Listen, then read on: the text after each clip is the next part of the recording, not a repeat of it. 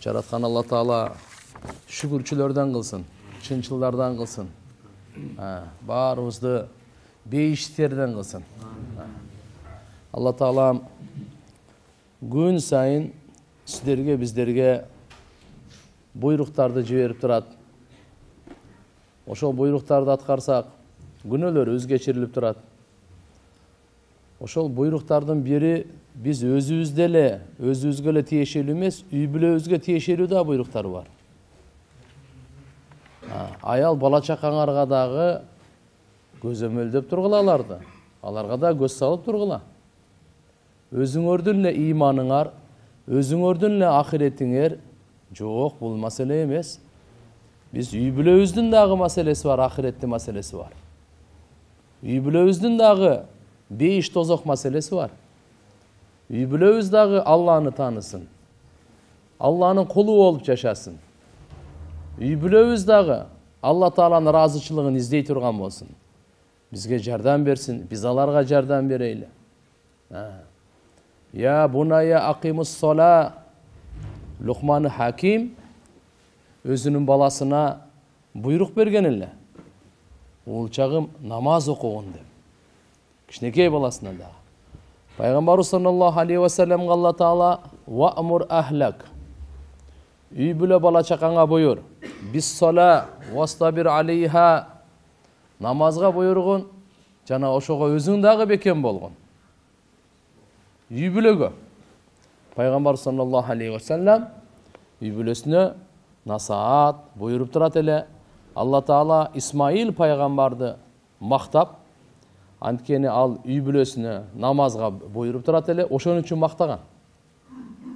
Жана Алла Тааланын алдында улуу даражалуу эле деп. Ва кана я'муру ахлаху бис-сала ва кана инда раббихи мардия. Эмне үчүн кандай да мактатат? Үй бүлөсүнө намазга буйруп турат эле. Буйруп турат эле. Ошондуктан Алла субханаху ва таала Исмаил пайгамбарды мактап атат.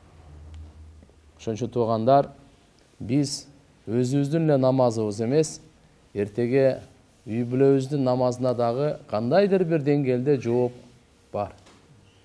Я айюхалладина аману ку анфусакум ва ахликум нара. Эй имандуулар, силер өзүңөрдү жана үй бүлө бала чакаңарды дозоктун отунан куткаргыла. Дозоктун отунан куткаргыла. Өзүбүзгө да буйрук берип атат. Ку анфусакум. Өзүбүз дагы ушу дозокко түшпөйлү. Ва ахликум. Жана үй бүлө бала чакаңар да дозокко түшпөсүн. Аялыбыз дозокко түшпөсүн. Балдарыбыз дозокко түшпөсүн. Кыздарыбыз дозокко түшпөсүн. Неберелерибиз дозокко түшпөсүн. Бир туугандарыбыз дозокко түшпөсүн. Ата-энебиз дозокко түшпөсүн. Кандай кылып сактайбыз анда? Өзүбүздү дагы, аларды дагы. Имам Газали рахимахулла айткан, дин таалимин берип деген. Дин таалимин берип. Имандын таалимин берейли. Исламдын таалимин берейли. Ихсандын таалимин берейли. Иман, ислам, ихсан. Жабраил периште Пайгамбарыбыз саллаллаху алейхи ва саллам Мединада бир топ кишилер менен отурса, сахабалар менен келип калат. Умар разияллаху анху айтат: "Аппапакай кийим, чачы капкара. Сапардын эч бир белгиси жок." Мындайча айтканда, жакын эле жерден келгендей да. Андай десек, бирөөбүз да тааныбайбыз. Узактан келди десек, сапардын белгиси жок. Сапардан келген кичине чаңып калат, кыйналып калат, жүдөп калат. Андай дагы жок. Келгени эле таң калыштуу болгон. Пайгамбар саллаллаху алейхи ва салламдын тизесине тизесин коюп отуруп, адеп менен: "Я Мухаммад, ахбирни анил иман, ахбирни анил ислам, ахбирни анил ихсан." Үч суроону сураган эле. Иман, ислам, ихсан. Биз үчөөнү тең аялыбызга, бала чакабызга айтышыбыз керек экен. Андан кийин башкаларга дагы. Пайгамбарыбыздан иманды сураганда пайгамбарыбыз айтты: Ан ту'мина биллах. Иман эмне? Иман деген эмне? Имандан кабар бериңизчи деп сурап атат. Пайгамбар саллаллаху алейхи ва саллям айтып атат, иман деген бир Аллага иман келтирүү. Кантип иман келтиребиз? Ал жалгыз, ал бар, ишенебиз. Бардык ааламды жаратуучу өзү, бардык сыпатында Алла субханаху ва тааля жетишкен, камал. Аллага иман келтиребиз. Анын периштелерине, пайгамбарларына, китептерине, тагдырга, жакшылык жамандыгы жана кыяматка деди. Ушул 6 имандын түркүгүн ар бирибиз билишибиз керек, бекем ишенишибиз керек, үй бүлө бала чакабызга үйрөтүшүбүз керек, алар бардыгы билсин ушуну. Бирөөсү аксап калса чатак. Имандуу жашоо деп ушуну айтат. Эртеге кыямат күндө Алла субханаху ва тааля баарыбызды иманга жараша кайрылат. Куранда я айюхалладина аману, эй имандуулар. Ошо 6-оона иман келтиргендерди айтат. 6-ого иман келтирип, ошого бекем болсун. Иманыбыз бекем болсун. Ислам не деди? Эстегенде ушун пайгамбарыбыз барын айтып берди да. Айтып бергенде Жабраил, алыга чейин жөнөкөй бул киши өзү периште экенин билдирген эмес да. Айтып атпайбы? Туура айтасың дейт. Сахабалар ошондо билбегенин сурап туруп, пайгамбарыбыздан жооп алып, анан кайра туура айтасың деп тастап койгону бул кандай болду? Таң калдык дейт. Анан ислам не деди? Пайгамбарыбыз саллаллаху алейхи ва саллям исламдын 5 түркүгүн айтты. Күбөлүк бермеклигин. Бир Алладан башка сыйынганга лайыктуу зат жок. Ал жараттыбы? Болду, ибадатка да лайык өзү. Жаратууда Алланын шериги жокпу? Ибадатта да аны шериги болбош керек. Аллаху халику кулли шей, ар бир нерсени жаратуучу өзүбү? Шериги жокпу? Ибадатта да шериги болбош керек. Аллага гана таандык ибадат. Күбөлүк бермеклигин, Алладан башка сыйынганга лайыктуу зат жок, жаратуучу жок. Мухаммад анын элчиси 5 убакыт намаз тургузмаган. Орозо, зекет, ажылык. Дагы туура айтасың деп койду. Үчүнчүсү ихсан деген суроону берди. Ахбирни анил ихсан. Ихсан деген эмне? Биз көбүнчө иманды угуп жүрөбүз, исламды угуп жүрөбүз ушундай сөздөрдү. Ихсан деген эмне деп суроо берди. Пайгамбар саллаллаху алейхи ва саллям жооп берди. Ан та'будаллаха кааннака тарах. Мына ихсан. Алланы көрүп тургандай ибадат кылууң. Алланы көрүп тургандай ибадат кылууң, ушул ихсан болот. Фа иллам такун тараху фа иннаху ярак. Эгерде сен андай кыла албасаң, Алланы көрүп тургандай ибадат кыла албасаң, анда Алла мени көрүп турат. Алла мени көрүп турат деп ибадат кыл. Эң жогорку ихсандын даражасы Алланы көрүп тургандай ибадат кылуу. Эң төмөнкү ихсандын даражасы Алла мени көрүп турат деген. Алла мени көрүп турат. Орозо кармасак дагы, зекетибизди кайрымдуулук кылсак дагы, Куран окусак дагы, дуа кылсак дагы, зикир кылсак дагы, намаз окусак дагы Алла мени көрүп турат деп. Ушул сезимди кайра алып келе берейли. Кайра топтой берейли. Кайра кайталап бири-бирибизге эстетип, кайра бул жөнөкөй нерсе эмес. Ушул келе турган болсо, анда ихсан сыпаты бизге келет да. Инналлаха юхиббул мухсинин. Ихсан сыпаты бар адамдарды Алла Таала өтө жакшы көрөт. Аларга башкача мамиле кылат. Алланын жардамы, колдоосу бирге. Эми ушуну биз үй бүлө бала чакага айта барайлы. Андан кийин дагы бир топ суроолорду берген, кыямат качан болот деп эле пайгамбарыбыз айтты. Суроочуга караган, суралынганга караганда суроочу билүүчүрөөк деп койду. Суралынганга караганда суроочу билүүчүрөөк деп койду. Анда кыяматтын белгилери дегенде анан айтты да. Ятатавалуна фил буньян. Көрөсүң ошондо, жылаң айлак жүргөндөр, төө кайтаргандар, арабтарды айтат. Төө кайтаргандар, жылаң айлак жүргөндөр, Курулушта бири-биринен жарышат. Бирөө 120 этаж курду, бирөө 150 этаж, дагы бир паланча. Ja көрөсүн дейт. Күн өзүнүн тарбиялай турган апасын, өзү төрөйт, өзүн тарбиялай турган апасын. Бул мен айтсаганда кыздар энелерин тарбия кыла турган, энелерин башкара турган, энелерин жумшай турган, энелеринен кызмат кылдырта турган. Ушундай жакындап калса билип кой, бул кыяматка жакындап калган. Кыскасы ушундай суроолорду берип анан кетип калды. Пайгамбарыбыз кеткенден кийин, о киши кеткенден кийин айтты, билдиңерби деди, ким келди мына? Пайгамбар сахабалар айтышты, Алланын элчиси билет, биз билбедик ким деди. Пайгамбарыбыз айтты, Жабраил болчу деди. Адамдын өңүндө келген экен да. Жабраил болчу, келди силерге диниңерди үйрөтүү үчүн келди, анан кетти деди. Мынакей. Адепти да үйрөттү, иманды, исламды, ихсанды үйрөттү, ахиретке даярданганды үйрөттү. Бардыгын үйрөтүп, анан акырын кетип калды. Ошон үчүн туугандар, биз өзүбүздүкү эле жоопкерчилик эмес, биздин үй бүлөбүзгө да жоопкер экенбиз. Ошон үчүн аларды дагы жумшактык менен, сунуш иретинде, буйрук эмес, сунуш иретинде, мухаббат менен, сый урмат менен, тамак, чай, жакшы бир жемиш, ушулар менен акырын аларды динге тартайлы. Биз менен кошо аялыбыз чогуу намаз окусун.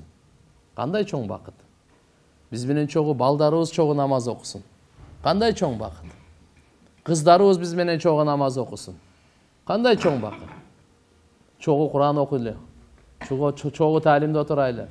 Чогуу иманды сабагын кылайлы. Чогуу зикир кылайлы. Чогуу дуа кылайлы. Бул чоң нерсе. Ошон үчүн иншалла Алла Таала да Кур'анда, Пайгамбар саллаллаху алейхи ва саллям хадистерде көп буга маани берип айтып кеткен.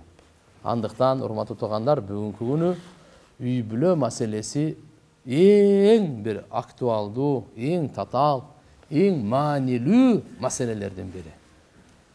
Эң маанилүү маселелердин бири. Ошон үчүн үй бүлөнүн бактысы, үй бүлөнүн курулганы, буну уланып кетсин, машаалла, көктөп кетсин, гүлдөп кетсин. Бул иман менен туугандар. Бүгүнкү күнү өтө көп суроолор, 70-80% деп айтсак да болот, суроолор ушу үй бүлө маселесинде да. Келишпегендер, бири-бирин укпаган, бири-бирин түшүнбөгөн, бири-бирин кыйнаган, бири-бирине зулумдук кылган. Эми кыскасы ушунун бардыгы тууган үйдө бизде пайгамбарыбыздын нурлуу амалдарын жоктугу. Пайгамбарыбыздын нурлуу амалдары жокпу? Шайтандын караңгылыгы басты да. Шайтандын караңгылыгы баскандан кийин көп акылдын деле кереги жок. Өтө көп билимдин деле кереги жок бугачы. Бул жердеги арам боло турганын, бири-бирин утурумдук эле кичине сый урмат болушу мүмкүн. Бирок түбөлүктүү буларда сый урмат болбойт. Ал караңгылыкты, шайтандын караңгылыгын жое турган пайгамбарыбыздын нурлуу амалдары бар. Ошо нурлуу амалдарды үйгө алып барсак, оңой эле жоюлуп кетет. Мына азыр өчүрүп коелу светти, капкараңгы болот. Бул караңгыны жоюш үчүн митинг-ситингдин кереги жок. Бул караңгыны жоюш үчүн мынтыктын кереги жок.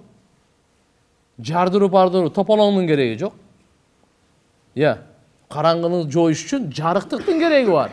Жарыктыкты үйгө алып кел, болду, кетти. Аны кууп чыккан оңой эле. Шайтандыкты, жылаңачтыкты, уятсыздыкты, имансыздыкты, надандыкты, караңгылыкты, адашууну, бактысыздыкты кууп чыга турган жол оңой эле. Ал кайсы? Пайгамбарыбыздын нурлуу амалын үйгө алып барайлы.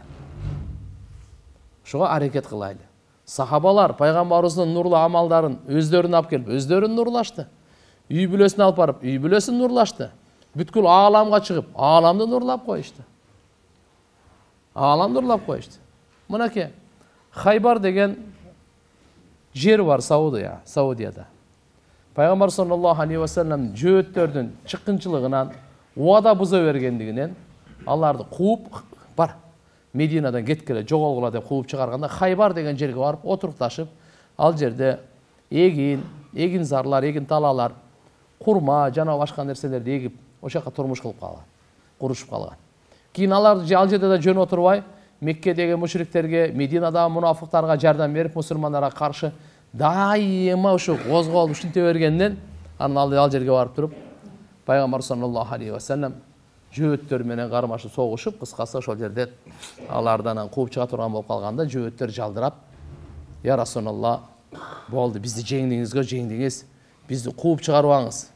Ушул жерде эгин-зарларды берсеңиз, бактарды берсеңиз, биз иш кылайлы.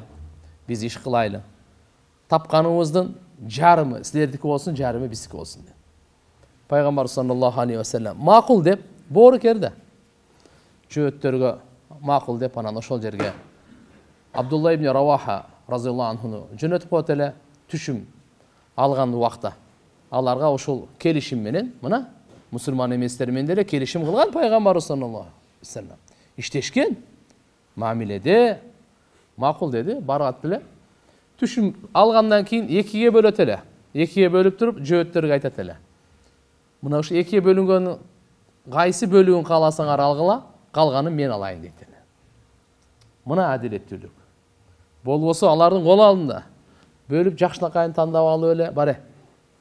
Ошого жашай берле шүгүр кылып. Андай деген жок. Бийлигине, күчүнө таянып туруп аларды жок. Андай кылган жок. Экиге бөлүп, сен танда, калганын мен алайын. Мына.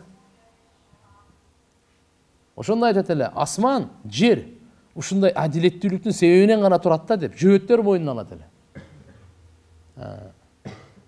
Урматтуу агай мусулман бир туугандар, мынакей Hazret Umar разияллаху анхунун хутбаларынан айтат эле. Бул дүйнө, бул үмүтү түш да жөн эле. Үмүтү бул түш эле. Убактысы кыскарып барып атат. Бара турган бу дүйнөдөн сапар ахиретке жакын. Ушундай жол өлүмгө кыйшыгы жок.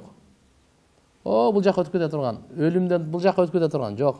Түп-түз өлүмгө бара турган кыйшыгы жок жол. Ошо жол азайып баратат дейт эле. Ким Алла Таала райым кылсын ушундай кишиге, ким өзүнүн ахиретин ойлонсо, өзүнө жакшылык каалап насаат айтса, Алла Тааланы муракаба, ушу мен Алланын көзөмөлүндөмүн деп эсептесе, жана күнөөнү таштаса, мына ошол адамга Алла райым кылсын деп Умар разияллаху анху дуа берет эле.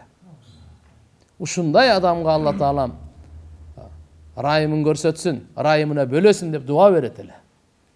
Күнөөнү таштаган, ахиретке даярданган, дайыма Алла Таала мени көзөмөлдөп турат деп жашаган, өзүнө насаат кылып, өзүнө жакшылык каалап, дайыма ахиретин ойлонгондорго мындай дуа берет эле. Умар разияллаху анху бир жолу хутбасында айтып калды. Силер мага ушундай бир кишиге таап бергилечи дейт. Аны мен өзүмдүн бир маанилүү ишиме жоопкер кылып дайындайын дейт. Сахабалар айтышты, факале кайфа туриду. Кандай адамды каалайсыз өзү? Кандай сыпатта болуш керек деп. Hazret Umar aytdı, "İza kana fil qawm ve laysa amiruhum, kana ka'annahu amirahum. Ve iza kana amirahum, kana ka'annahu rajulun minhum." Bir qawm eldin jetekçisi bolboso, al ушундай kişi bolsun deyt, ошолордун баардыгына жетекчи боло тургандай. Эгерде бир коомдун жетекчиси болсо, өзү жетекчиси болсо, анда жетекчи катары эмес, ошолордун арасында жөн эле бир киши, жөнөкөй эле киши катарында ушундай адам мага керек деди. Түшүнүңүздөрбү? Өзү жетекчи эмес болсо, жоопкерчиликти алып, мисалы ушу элибиздин, кварталыбыздын жакшылыгына деп жоопкерчилигин көздөгөн. Болсо ал жооптуу эмес, жооптуу кишиси деле жок. Бирок мына жоопкерчилик менен жашаган. Экинчиси, өзү эгерде дайындалган, жоопкер болуп калган, ошондо дагы деп баарын башкарып эле батыша болуп албай, адам жөнөкөй адамдардын катарында ушундай адамды мага таап келгиле деди. Мен бир маанилүү ишке жооптуу кылайын деп. Hazret Umar разияллаху анху бул каптарды мойнуна көтөрөт эле, белине көтөрөт эле. Уун, буудайлардычы каяка алып барат эле дебейсизби? Жесирлерге, жетимдерге, Ошондо сахабалар айтат эле: "Я амиру муъминин, момундардын амири. Сиз көтөрбөңүз, бизге айтсаңыз биз эле көтөрөбүз" деп. Hazreti Umar ne deydi? Makul. Erteye kıyamet günü menin günөөмдү kim götörse, men ошого көтөртөйүн дейт. Menin günөөмдү kim көтөрөт? Көтөрө ала тургандар болсо, мейли, анда кап көтөрөт. Эгерде эртеге кыямат күнү менин күнөөмдү көтөрө албайсың, ала албайсыңарбы? Анда менин көтөргөнүмө киришпегиле дейт. Мен өзүм көтөрөм деп, амир болуп, көтөрүп алып, жесирлердин үйүнө барып, бөлүп берип, жетимдердин үйүнө барып, кабар алып бөлүп берет. Мынакей Hazret Umar разияллаху анхунун жөнөкөйлүгү дагы, Аллаху акбар. Ошол эле кезде амир, момундардын амири болгону дагы өзү айткандай да, өзү айткандай. Bir жолу Ади ибн Хатим радияллаху анху, бул да сахаба. Бул келди дагы Hazret Umar разияллаху анху салам берди. Hazret Umar бир иш менен алек экен. Саламын укпай калды да. Анан Ади ибн Хатим айтып атпайбы? Я амиру муминин, ана Ади ибн Хатим. Мен, биздер айтабыз ошондой деп. Мен Ади ибн Хатиммен деп. Я амиру муминин. Hazret Umar разияллаху анху айтты: "Ай сен өзүңү мага тааныштыра турган болуп атасың" деп. Не dedi? Sen bayağı kişi emessin mi deyit? Entellezi akbalta id adbaru ve vafayta id gadaru ve arafta id ankaru ve akrarta id nafaru ve aslamta id kafaru. Fakal Adi hasbi hasbi ya amiral mu'minin. Hazreti Umar razıyallahu anh ayette bundaydı. Sen bayağı adamlar kaçkanda bekem turgan sen mi? Adamlar çakımçılık kılganda sen толук уадаң аткарып, чыккынчылык кылбаган сенби? Адамдар четке какканда сен иман келтирген сенби? Качан алар качканда бекем турган сенби? Деп айта берди да. Анан уялып кетти. Ади болду амир муминин. Кечирип коерсиң деп. Сен эмне деп ойлоп атасың? Мен сени тааныбай калдымбы? Жок, алек болуп эле салам бербей калдым. Атак мен сени өтө жакшы тааныйм. Сен машаалла көптөгөн сыпатка ээ. Ушундай бир Elhamdülillah özgöçölük de barısın demesin de. Said ibn al-Musayyab radıyallahu anhu Amir-i Mu'minin Hazret Umar ibn Hattab radıyallahu anhu'dan aytat. Kana yakul Umar radıyallahu anhu ayçikende İnnen nas la zalu mustaqimin mastaqamat lahum aimmatuhum ve hudatuhum. Adamlar tüz bol verir. Jönököйүн.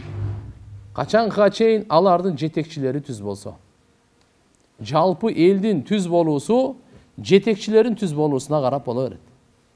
Алардын жетекчилери эле түз болсо дейт, жалпы эл түз боло берет.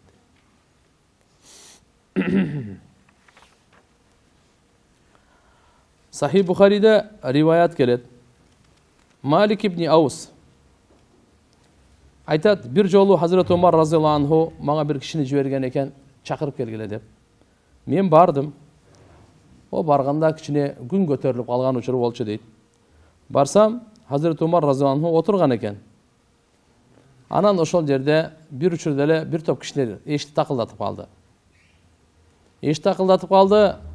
Мен эшикти карап туруп ошол жерде сакчылардан бирөөсү бар эле эшикти ачса, Усман, Абдурахман ибн Ауф, Зубейр, Саад радияллаху анхум. Ушулар келип калган экен. Булар сурап калды, Амир Муъминин үйдөбү дедиле, үйдө деди. Уруксат сураңызчы, уруксат берсе үйгө кирейли дейт. Hazret Umarга айтты эле, кимдер? Ушулар келиптир. Уруксат сурап атат сизге киргенге. Макул кире берсин деди.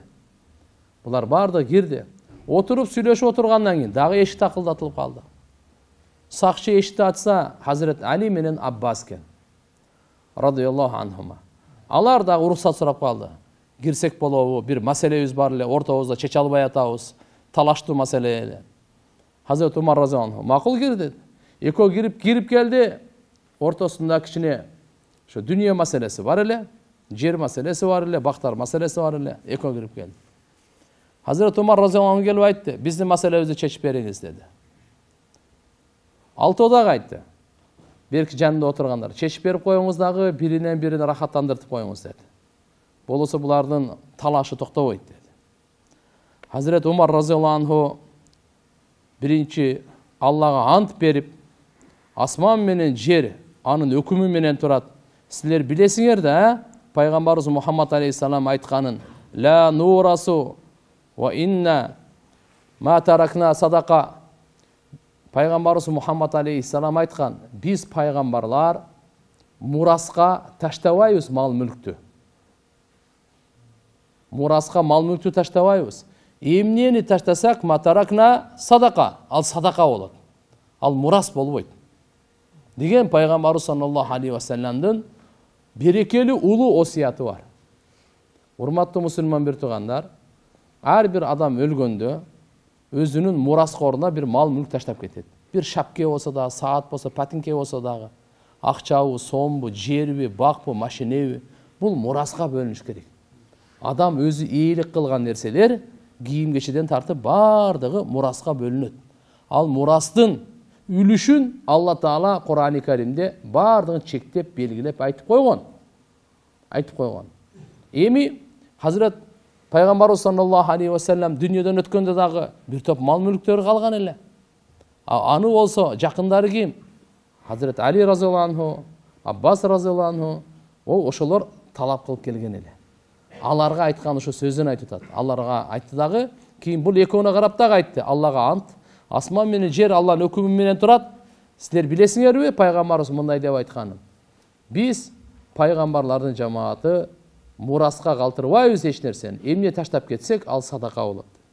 Алар айтты: "Ооба" деди. Албетте пайгамбарыбыз саллаллаху алейхи ва салламга Алла Таала өзгөчөлөп, башка бирөөгө өзгөчөлөбөгөн фай, олжонун бир малы болот, фай деп. Ошондой берген эле. Жана андан пайгамбарыбыз өзүнүн үй бүлөсүнө, бала чакасына сарптап турчу эле, ашкандарын, мусулмандардын кажеттерине сарптайт эле. Пайгамбар саллаллаху алейхи ва саллям кана яхуду минху нафаката санати, бир жылдык нафакасын ошол жерден алып турат эле, расходторун үй бүлөсүнө сарптап турчу. Пайгамбарыбыз өткөндөн кийин эми булар келип атат. Анан бөлүп бериңиз, мындай кылып бериңиз, тигиндей кылып бериңиз деп келди. Умар разияллаху анху айтты: "Жок" деди. Пайгамбарыбыз өзүнүн доорунда кандай ушу садакага кандай мамиле кылса, андан кийин Абу Бакр Сыддык разияллаху анху кудум ошондой мамиле кылды. Мен дагы ал чызыктан чыкпаймын, ошондой мамиле кылам, кайсы жерге сарптаган болсо ошондой сарптайм деп. Ошондой болуп келген бир топ эле. Кийин Hazret Али менен Аббас разияллаху анхума алар деле буну билет эле. Бирок булардын талап кылган максаты ушуну мутавалли, мындайча айтканда, башкаруу жоопкерчилигин бизге бериңиз. Биз билебиз, мураска бөлүнбөйт. Бирок биз ошону көзөмөлдөйлү, биз бөлүштүрүп берейли, биз караштырайлы ушуну деп кайра келе бергенден Hazret Умар разияллаху анху ал экөөнү макул деп берип койгон эле. Берип койгондуктан дагы келишпей калды кандай учурда. Анан кийин булар келди. Hazret Умар разияллаху анхуга келип, ошо баягы тополоң болуп аткан учурда, "Мен силерге бердим эле" деди. "Силер болсо ушундай ант менен бердим эле. Пайгамбарыбыз Мухаммад алейхиссалам, андан кийин Абу Бакр, анан мен мынаке амир халифатчылыгымдагы башталгычы 2 жылда кандай амал кылсам, силер дагы ошондой амал кылабыз деп Аллага убада берип, ант берсеңер, анан мен силерге өткөрүп берейин" деди. Макул деп алар ант берип, убада берген, өткөрүп берди эле. "Эми дагы кайра келишпей келип атасыңар мага" деди. "Эми" деди, "эгерде келишпей ата турган болсоңор, анда мага кайтарып бергиле" деди.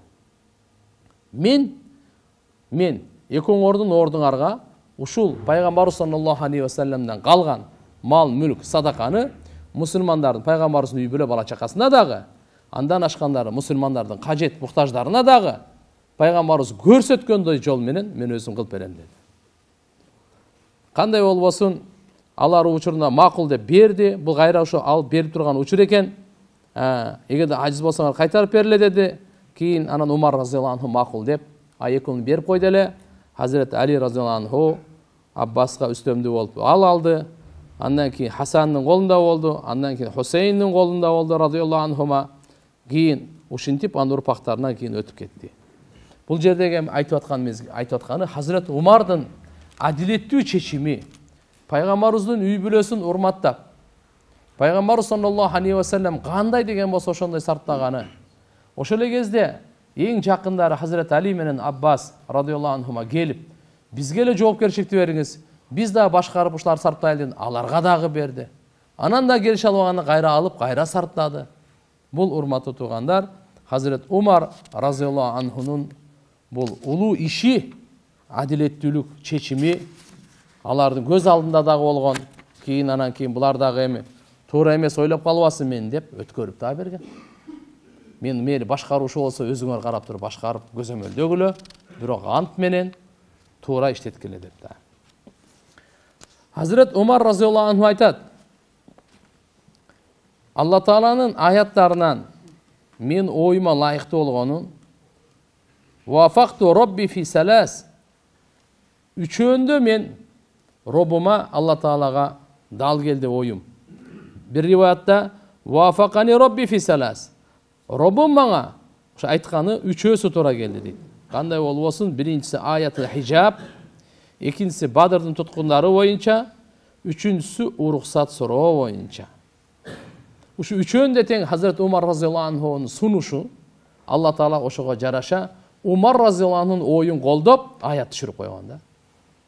Умар разияллаху анхунун оюн колдоп аят түшүрдү. Хижаб боюнча дагы: Я Расулалла, ушу хижабка мына айтсаңыз, эми жакшы жаман бар, ар ким адамдар силерге келет. Бирөөнүн жүрөгүндө таквалык бар, бирөөнүн жүрөгүндө таквалык жок. Азважы мутахарат. Ошол айткандан хижаб түшүрдү Алла Таала.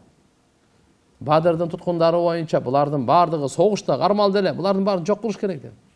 Кийин жок деп алардан фидия алды эле. Ана андай боло турган болсо кийинки жылы Ухудта 70ти бергенге туура келди. Уруксат суроо боюнча Алла субханаху ва таала Хазрет бул Абдулла ибн Убай ибн Салул деген мунафыктардын раиси болгон Мединада. Ошол өлгөндө ушунун жаназасын ушу окубасын деп көп жолу айтты Умар разияллаху анху. Я Расулалла, буга окубай эле коюңуз, канча жамандык кылды, канча кыянаттык кылды. Окубай эле коюңуз муну. Пайгамбар саллаллаху алейхи ва саллям ага келди. Ага чейин Алла Тааладан ачык буйрук жок эле. Окуа деген 70 жолу истигфар. Алла Таала айтты, 70тен көп айтсаң деле бар кечирилбейт дейт. Жок, 70 жолу айтсаң да кечирилбейт деп. Пайгамбарыбыз айтты, эгерде 70тен көбүрөөк айтканда кечирилгенде мен айтат элем дейт, караңыз. Ошондон кийин Алла Таала айтты: "Вала тусалли аля ахад минхум мата абадан." Эми эй Мухаммад, бул мунафыктардан ким өлө турган болсо, бирөөнүн дагы жаназасын окубагын, "Вала тaqum ala qabri", кабырына дагы эч качан турбагын депчи. Ушу дагы кимге? Хазрет Умар разияллаху анхунун ою, сунушу эле. Ошо туура келди. Эми туугандар, бир мына канча күндөн бери алхамдулилла Хазрет Умар разияллаху анхунун туулгандан тартып дүйнөдөн өткөнгө чейин кандай кызмат кылганы, кандай сыпаттарга мусулмандарга канчалык, исламга канчалык кызмат кылгандыгын айттык. Бүгүн бир жыйынтыкта айта турган болсок, өзгөчөсү Алла Таала Хазрет Умардын тилинен жүрөгүндө акыйкатты жүргүзүп койгон эле. Пайгамбарыбыз өзү күбөлүк берип айтып атат: кайсы коктуда, кайсы жолдо Хазрет Умар жүрсө, ал жолдо шайтан жүрбөйт, жүрө албайт дагы дейт. Хазрет Умар аль-Фарух дейт эле, акыйкат менен, чындык менен жалганды ажырата турган сыпатты Алла Таала берип койгон эле.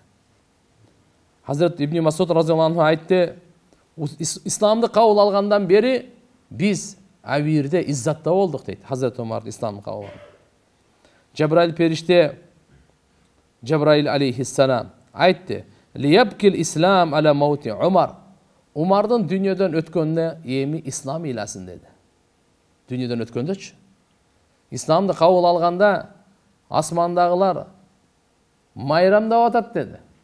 Периштелери кубанып атат дейт. Хазрет Умар разияллаху анхунун исламына. Бул пайгамбарыбыздын көзү дагы болчу, кулагы дагы болчу, вазири дагы болчу. Пайгамбар саллаллаху алейхи ва саллям мурунку пайгамбарлардан, мурунку үммөттөрдөн ушундай акылдуу, паам-парасаттуу, илхам келип турган адамдардын бири ушу Умар болчу дейт. Умар. Бунун караматы эми субханалла Мединада туруп: "Я Сария, аль-Джабал, аль-Джабал." Канча километр, канча узак сапардагы аскерлерге Мединада туруп, ол канча километр узактагыларга үнүн жеткирген мынандай караматка ээ эле. Мынандай карамат. Алар жеңилип бараткан болчу да, душмандар мененчи. Анан ушул жерде Хазрет Умар разияллаху анху Мединада мечитте хутба айтып атып, хутбанын ортосунда эле башка сөзгө өтүп кеткен да. Я Сария Жабал аль-Жабал. Анда Хазрет Али разияллаху анху айтат, эмне болду буга дейт. Темадан чыгып кетти го депчи. Анан кийин барып бүткөндөн кийин келип сурап атпайбы? Ушундай деп айтып бердиңиз го десе, сен угуп калдыңбы дейт. Мен эле эмес деди, баардык жамаат уккан деди. О деп анан кийин айтып берди мына. Алла субханаху ва таала бул жерде Хазрет Умар разияллаху анхуга ачып койду дейт да. Ислам аскерлери тиякта согушуп атканын парданы ачып койду. Мынандай көрүтүрүп эле айтты да, тоону бул жагына качкыла. Тоо жака ал, аль-Жабал аль-Жабал. Тоо жака алгыла депчи. Умар разияллаху анхунун сөзүн ошол бир айдан кийин келгенден кийин алар айтып атат, уктук да ошол жакта дейт. Ошол жактан угуп калып, анан биз тоого карай артта алганда, кийин анан кийин душмандарды анан кийин жеңдик. Аллада Умар разияллаху анху ушул жерде туруп бир эле учурда сахабаларга да хутба айтып атат, намазды дагы, тияктагы мусулмандардын да ой пикири. Мындай бир учурда мынанча иштердин баардыгын акылына, парасатына камтып алган бул ким бул? Кандай чоң карамат. Ушунун сөзүнө Алла Таала тияктыга жеңиш берди. Жолдомосуна карап туруп жеңиш берди. Кудду ошондой аскерлер аткарды эле, Алла Таалам чын кылып чыгарды да жеңиш берди. Алар бир айдан кийин кайтып келгенден кийин баардык алабаларды айтып берип атат. Моундай болгон деп.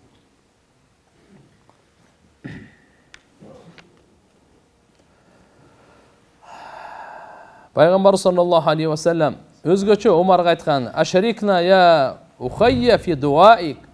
Умар, өзүңдүн дуаңда бизди шерик кылып кой. Бизди да кошуп кой дуаңда деп. Пайгамбар саллаллаху алейхи ва саллям Умар разияллаху анхуга: бир тууганым" деп айтып атат. Дуа кыласың. Умар разияллаху анху умрага уруксат сурады эле. Уруксат берсеңиз барып келейин деп. Пайгамбар саллаллаху алейхи ва саллям уруксат берип, жана ал жака барып дуа кылганда, бизди да кошуп кой дуаңа, унутпагын деп. Бейиштин чырагы деди.